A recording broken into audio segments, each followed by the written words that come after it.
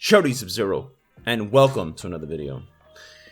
We are about a little less than 2 weeks from the release of Final Fantasy VII Rebirth, and to say that my excitement for that release is massive is a severe understatement, because like many gamers that grew up throughout the 90s, Final Fantasy VII was my first RPG that I ever beat.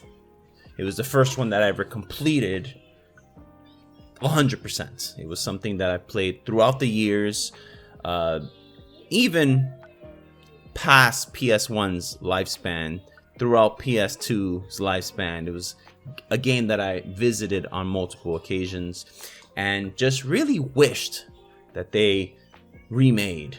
And while we didn't get a remake until 2020, we did get blessed with stuff like Advent Children to keep the hype alive.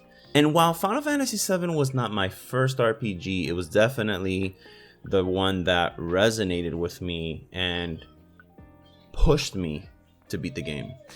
I didn't own a Super Nintendo or Sega Genesis like many of you watching this video, or a NES. I owned a TurboGrafx-16. The RPGs that I've played were stuff like Ys Book 1 and 2. I believe there was another one, if I'm not mistaken, it was Cosmic Fantasy. I could be wrong, but it was just this weird RPG that was like not it. I'll say that right now.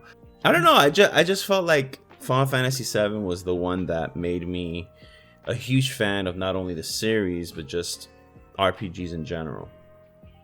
And while many of the entries, specifically the newer ones, don't hit the same, I'm still a fan and I am there day one.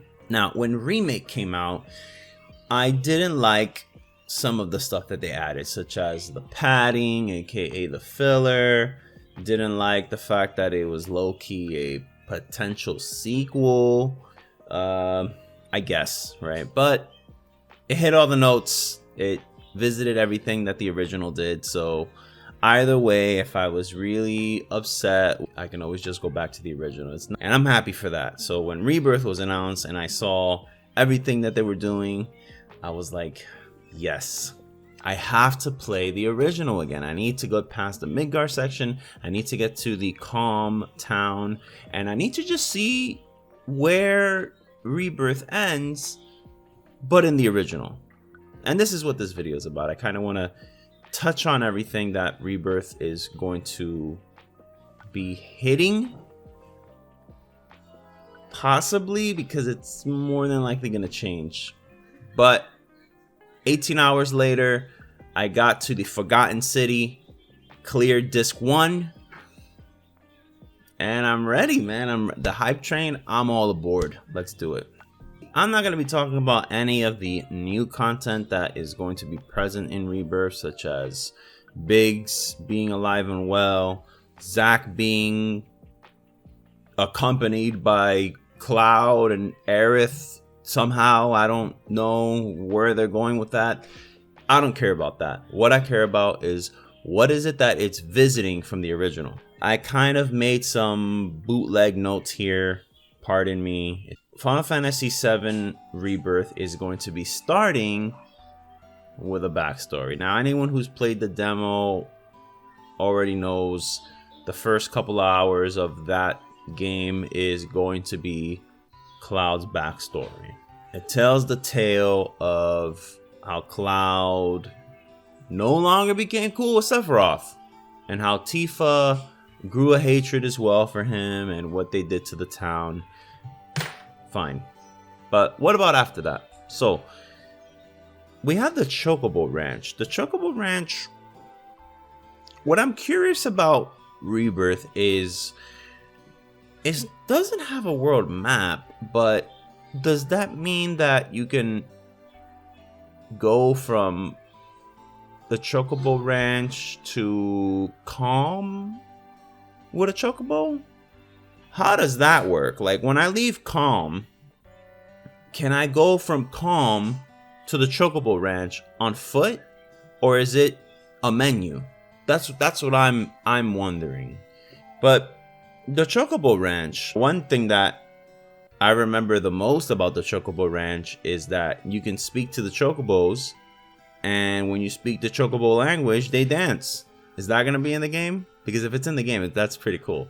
I also remember in the original, when you go into the Chocobo Ranch, they speak about how, like, I guess the Chocobo farm owner, his wife died or something like that. And ever since she passed away, the prices have gone up because it's hard to maintain the farm. Is that going to be a storyline, or am I just like reading too much into it? That would be kind of cool if it is. Because see, that right there would be some good padding, I would say. Some of the padding in Remake was just like, oh my god, Jesus Christ, this is just too much. Just skip it already. But I feel like they had to pad Remake because it's just Midgar, something that you can clear within 5 hours. I feel like the amount of stuff that they have to hit in Rebirth, considering that it's going from Calm to the Forgotten City, that's a big chunk of the game. That's like, that's 15 hours alone in the OG Final Fantasy VII. So they can really make that into like 30-40 hours without any padding whatsoever, especially with how long some of the dungeons are probably going to be. Now, you're trying to trek to the Mithril Mine, but you can't get to the Mithril Mine because there's a creature known as the Midgar Zolom. And the Midgar Zolom is a very powerful snake. In the original, they highly recommend avoiding battle against the Midgar Zolom. They're like, listen, don't fight it, you're gonna get wrecked.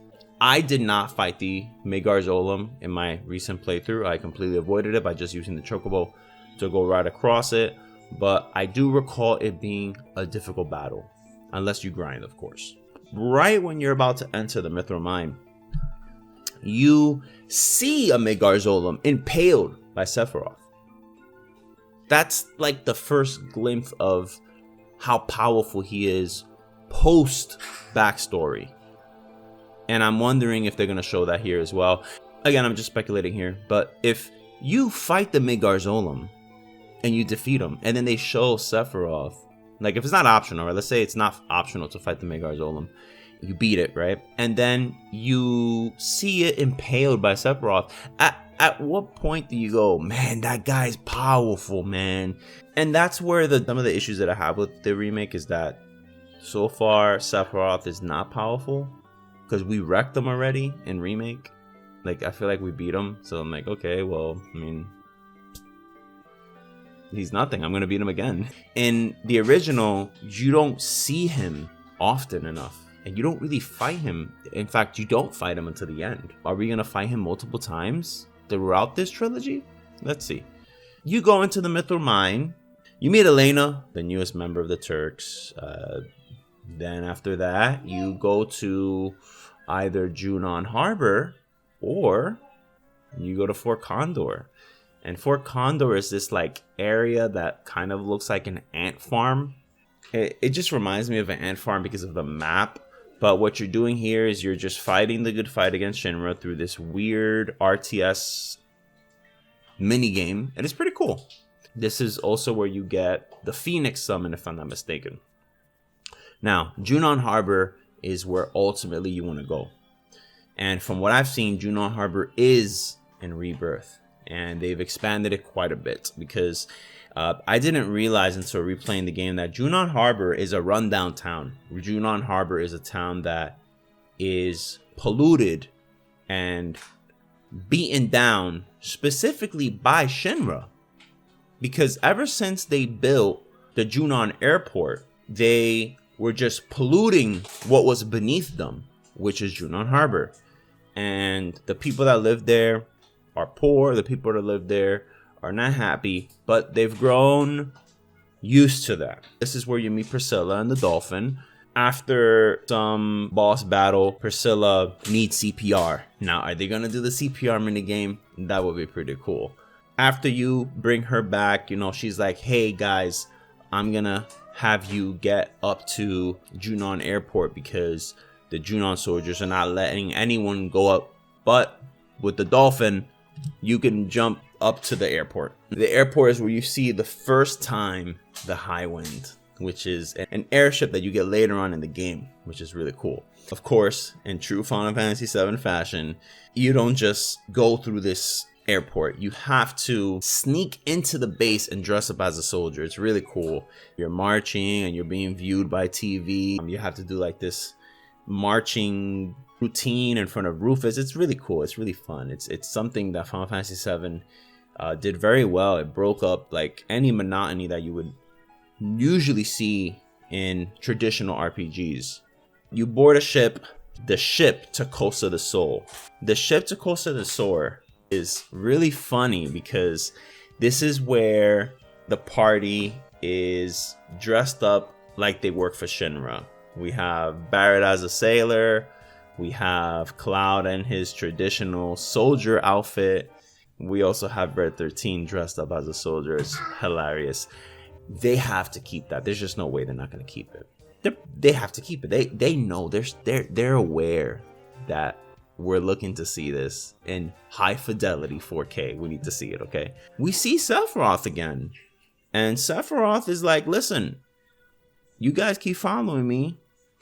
I'm not going to have any of that. And he summons Jenova. And this is the first Jenova fight in the game, the OG game. In Remake, you fight Jenova.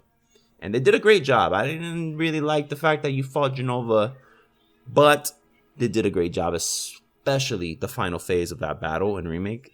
The theme was just incredible. Absolutely incredible. I loved every second of it. So that's why it gets a pass. Now, Jenova, you fight her.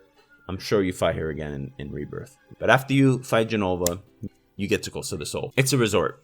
Costa del Sol is a resort. Later on in the game, you can buy the villa.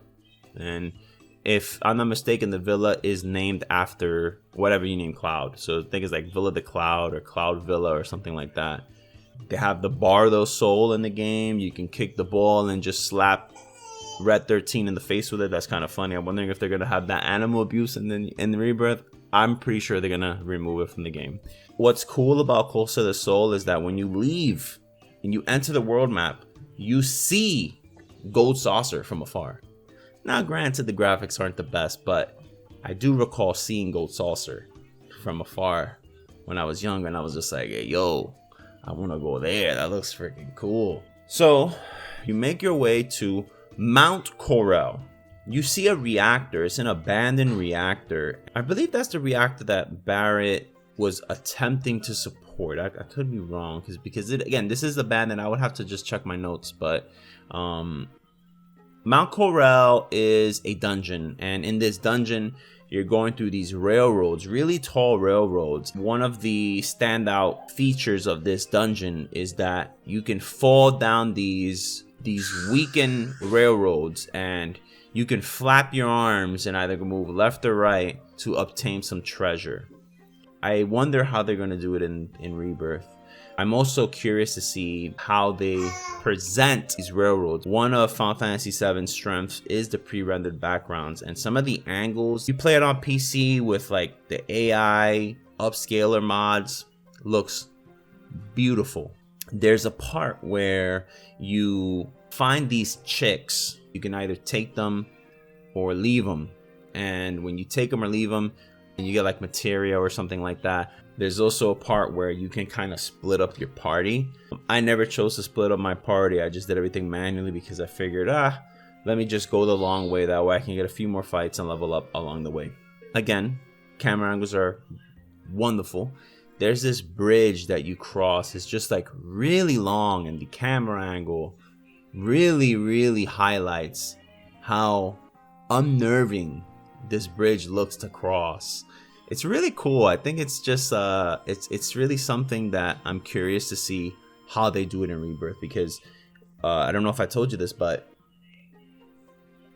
one of the issues I had with Remake was that some of these unique backdrops didn't really translate well with the new camera, and Remake took some of these really strange looking environments and made it more grounded. It's just like very realistic, and it looks cool. Don't get me wrong, it looks great. It's just that it loses some of the unique identity that 7 had. It just is more like, what if Final Fantasy 7 took place in 2020? After you cross this long bridge.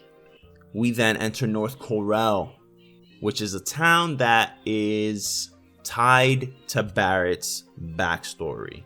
It's a town that Shinra, of course, took advantage of. Nobody likes Barrett in there, but it's the only way to get to Gold Saucer. Barrett gets punched in the face. I'm sure they're going to keep that in Rebirth. But it's a poor town. It's a town that struggled due to the reactor. It's the one that we passed not that long ago. But you go to the cart that makes its way to Gold Saucer. When you are entering Gold Saucer for the first time, the FMV sequence that plays in the year 2024 till this day, I'm looking at this and I'm just like, this looks freaking wonderful. Gold Saucer in general is just so iconic in the Final Fantasy series. It's probably top 10 most iconic locations in the entirety of the series. It made its way into Final Fantasy 14. Now, I don't know how it looks in 14, but I remember when it was released and patched in that there were just like articles all over the place talking about that Gold Saucer is in Final Fantasy 14. And the cool thing about Gold Saucer, once you enter, is that it really is an amusement park. And just like every amusement park, they monetize everything. When you try to save via the save point in Gold Saucer, it's not even a free save anymore. You have to obtain GP to save your game. So if you're in a pinch, you're screwed. You know, back when I was playing it, there were a few times where my dad was telling me, hey, listen, you better turn the game off right now. And I'm like, yo, I gotta save. He's like, you better save in 5 minutes or I'm turning the game off. And I'm just like, oh, I'm in a dungeon. And then 4 minutes and 59 seconds later, he walks into the room and he's like, I told you to turn it off. And I'm just like, I didn't get to a save point yet. And what did he do? Press the power button on the PlayStation. Now imagine you being in front of the Gold Saucer save point and you not having any money and you're trying to save. Well, yeah, you're gonna get it turned off. So you buy a pass. Later on you can buy a lifetime pass where you don't have to constantly pay every time you enter. You enter Gold Saucer and there's several squares or sections that you can visit. There's Event Square, Speed Square, Round Square, Ghost Square, an information area, which Battle Square, Wonder Square, Chokeable Square. And Battle Square is the Battle Coliseum, which is, if it's an RPG, this is Battle Coliseum, especially if it's a Star Ocean game, by the way. Chokeable Square is where you do the Chocobo races, something that you're going to really need if you want to get Knights of the Round, by the way. So you go, and this is where you meet Kate Sith. I saw a video the other day where they talked about how it's actually not Kaith Sith, but rather Kaith Sheaf. I think it's like a old folks tale from the UK. Sheath is how it's pronounced, but I think they're gonna go with Kaith Sith, to be honest, because that's what we all called it. We used to call it Cat Sith when I was a kid. I didn't know how to read. I didn't see the I there. I was dyslexic. Yeah, excuse the baby in the background. He's I think he wants milk. You meet Kaith Sith. It tells you your fortune, and then you go to Battle Square and you see everybody dead. And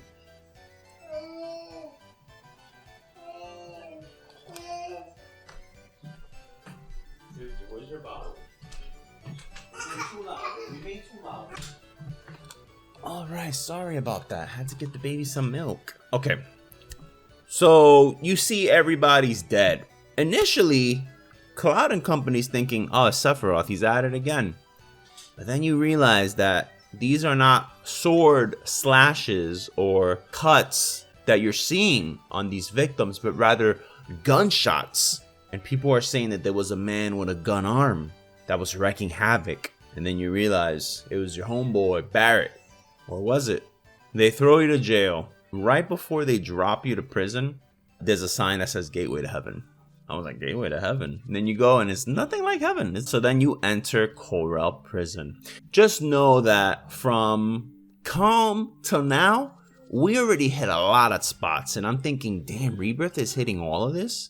Because again, I'm looking at it in the lens of we just had Remake. And Remake didn't really cover much ground, right? So I'm like, they really don't have time to mess around with filler. They really need to hit all these notes. These areas are probably going to be massive. So Corell Prison is a desert-like prison. There's criminals everywhere. thugs follow you around in this game. Like, they're just chasing you, and it's very creepy. In order to get out of this prison, you have to do a chokeable race. You get some information that Barrett is not the one that did this, but rather his homeboy Dine, aka Marlene's pops. He wants to smoke. He doesn't like Barrett. So you do a one-on-one battle and you dead him. After you beat him, you are back on the world map, and you can do two things. You can either A, enter Gongaga, which is Zach's hometown, or you can go straight to Cosmo Canyon. Gongaga, I'm pretty sure, is in Rebirth. I just don't see how they're going to avoid that. But one thing that I find to be a little haunting in the original, there's a part where you see his parents, and the parents are be like, yo, have you seen my son? And they're like, your son? Who's your son? And he's like, my son's Zach. We haven't seen him since he left 10 years ago. And I'm thinking, damn, that's a long ass time. This man is not even writing a letter, they're stating. If you have Tifa in your party, he just starts acting very strange. I just found that to be very odd. It's something that's optional. It's a conversation that's optional. But when you see it, man, it really hits hard, man. It's crazy. Now, of course, the main attraction, Cosmo Canyon. Cosmo Canyon is probably the most important town in the entirety of Final Fantasy VII, because they give you a crash course on the live stream. That's number one. It shows all these different planets. It's something that's really cool to see. I don't believe that's something that's really touched on in any Final Fantasy game. Like, it's definitely not touched on 8, not in 9, not in 10, not in 12. Everything is unique to each entry, but 7 probably has the most in-depth look at how life works in their world. You then see that Red 13 is not called Red 13. His name is Nanaki. And he's throwing shots as his pops. He's throwing lots of shots as pops, man. So you then go to like this dungeon. It's called the Cave of Gi. It's like this weird cult-like, tribal-like dungeon. Towards the end, you find out that Red 13's dad is not who he thinks he is. After we're done with this, we then visit Nibelheim. Yes, Nibelheim. The town that was from the backstory that Cloud told in Calm. It's very strange because I remember seeing everybody's home get burnt down. And this is where Tifa was cut up. This is where Cloud got the smoke. It was just like a complete shit show. And here we are. We're visiting Nibelheim again. And nothing was changed. It was almost like AI created it. You go in there and you go, this looks like Nibelheim, but this ain't Nibelheim. First off, we're seeing Sephiroth's clones chilling all over the place. And we're seeing these NPCs making it seem as if there was no town burning back in the day. However many years ago it was. They're pretending nothing ever happened, but you know something happened. Because first off, Sephiroth seems to take pride in what he did that day. I don't know, it's almost like a very unsettling picture of Nibelheim. This is where we see Vincent's side quest as well. This is where we enter the library. This is where Sephiroth is in the library. The whole thing with Nibelheim is just freaking creepy. After we leave Nibelheim, we make our way to Mount Nibel, or Mount Nibel, however it's pronounced. Now, when you go here, you are basically trekking through the area that was in the flashback. But in the flashback, you're just seeing it rather than going through it. Eventually, you meet this, you fight this boss, the Materia Keeper. It's a really cool design, the boss. After you're done with Mount Nibel, or Nibel, you then enter Rocket Town. Now, it's a town that the design, the aesthetics of the town, even just from the world map view, is really cool. You're seeing the rocket tilted in one direction, like a failed launch. And when you enter the town, it's almost like a landmark of the town. It is a landmark of the town. I'm really wondering how they're going to do this, because I have not seen Rocket Town in any of the trailers of the game. I read some theories that the Rocket Town is not going to be in Rebirth, which doesn't make any sense. Sid is in it, so how are they going to have Sid without Rocket Town? Listen, I saw an interview that they said they're going to hit everything from beginning to end of what Final Fantasy VII is, from disc 1 to 3. Even if they do it in different orders, even if they do it with twists or turns, whatever, the entirety of Final Fantasy VII ultimately would be in all 3 games. So maybe they'll visit it later if it's not in this game, which will be strange. But Rocket Town, you meet Cid. He has like a fiance, like wife, girlfriend that he abuses verbally. I don't want to say he hits her, but he hates her guts. She kind of sabotaged the plans that he had to go to space because he worked for Shinra. Not directly a Shinra employee, but he was part of like the space program.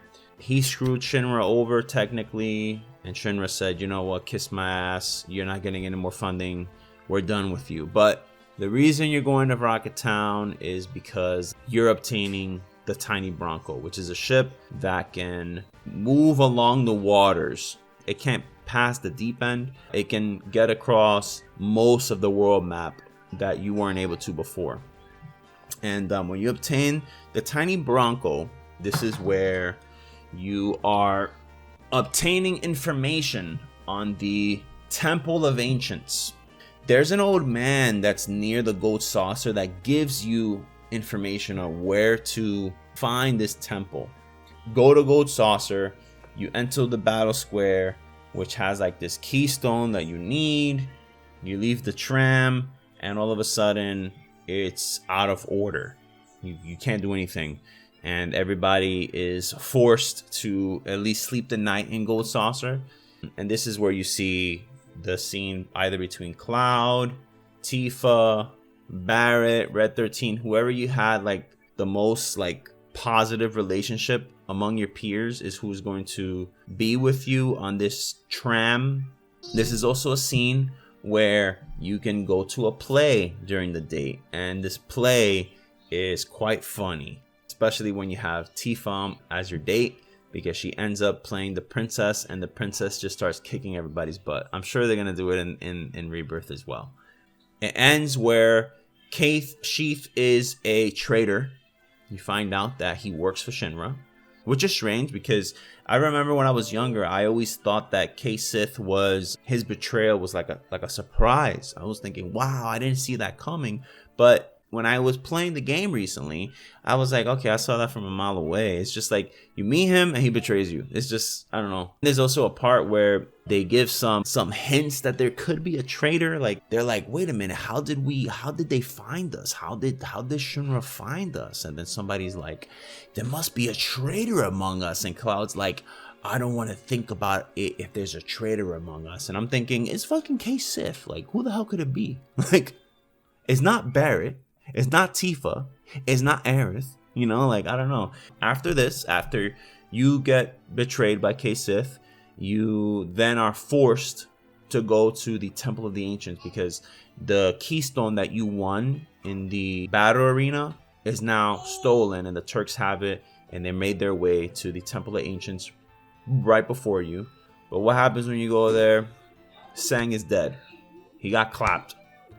Before I go further, I just want to let everybody know that Temple of the Ancients has the best theme in the entirety of its discography. The Final Fantasy VII soundtrack, Temple of the Ancients, is the best track.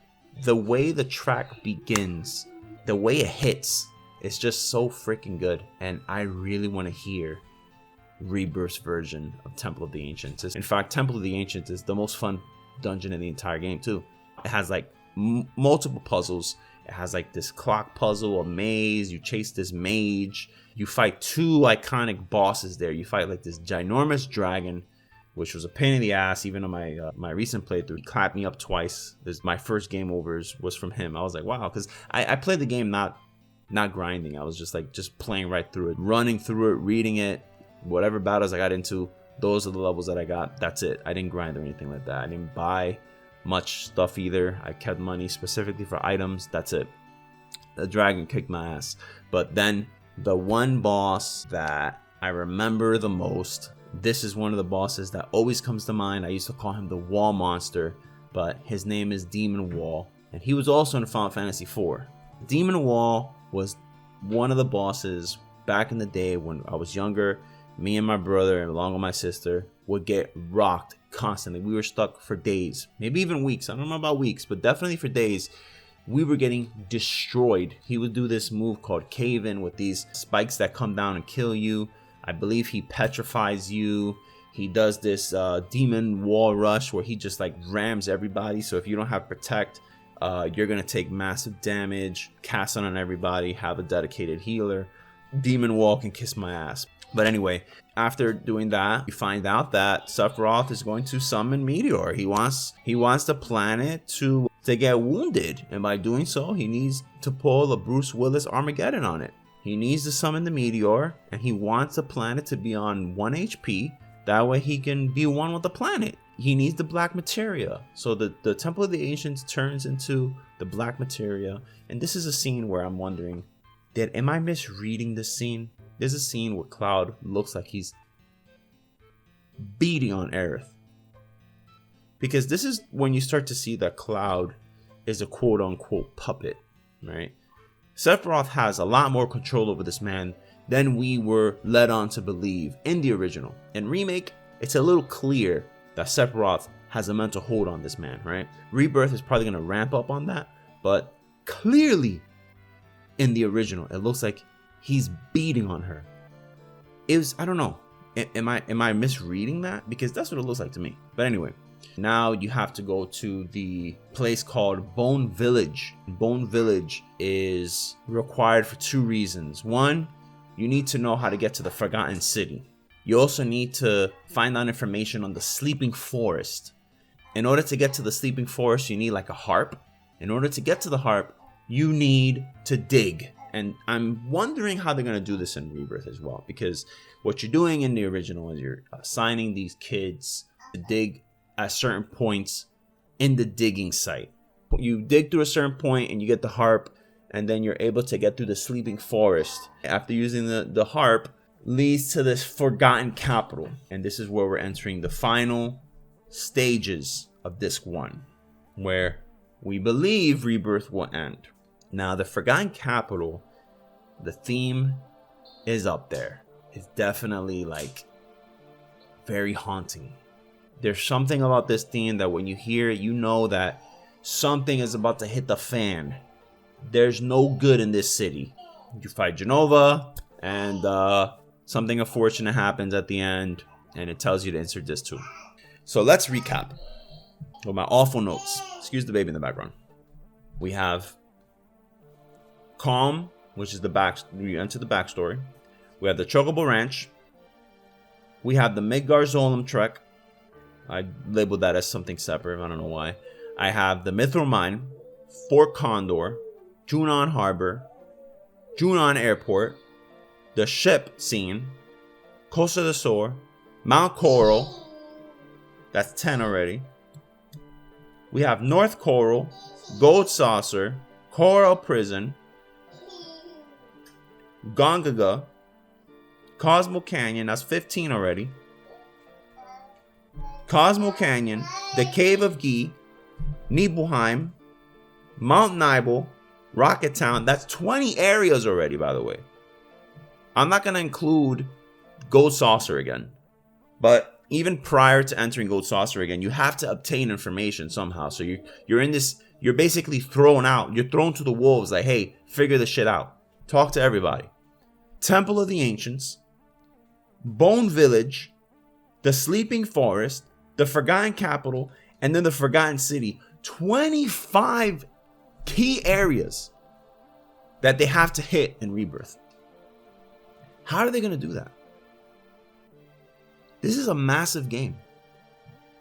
This shit has to be like 40, 50 hours just the story alone. There's just no way. How are they going to take... Listen, Disc 2 is not as long, I would say, as Disc 1. For sure. Definitely not. I believe Disc 2 revisits a lot of areas from Disc 1, if I'm not mistaken. But how are they going to do Disc 2 and 3 in just Part 3? They're going a different direction. There's no way that they're going to do this. I just don't see it. I don't know how they're going to do it. Unless they're just going to wait for PS6, which is a chance. That's a possibility. It took 4 years for us to get this one. So I'm pretty sure it's going to take like 6 years to get Part 3. There's just no way they're going to release it in 3-4 years. if they do everything right, if we see everything that I listed here, and then on top of that, they're going to be hitting new stuff. Oh man, this is going to be probably RPG of the generation, dude, because this battle system is looking insane. I'm really looking forward to this. Listen, I'm going to do a follow-up video comparing Rebirth to everything that we saw today and that I spoke about. So if you're interested, just let me know. But either way, I'm going to make the video. I'm really looking forward to this. This is going to be a good time. I'm going to be there midnight. It's going to be downloaded, preloaded. I'm going to have a lot of C4. I'm going to Starburst, Skittles, Sour Skittles, Warheads. I'm ready. I think this video has gone long enough. I appreciate it. Excuse the baby in the background. You think they're going to hit everything that we talked about today? It'll be very interesting to hear your thoughts on that. Later, guys.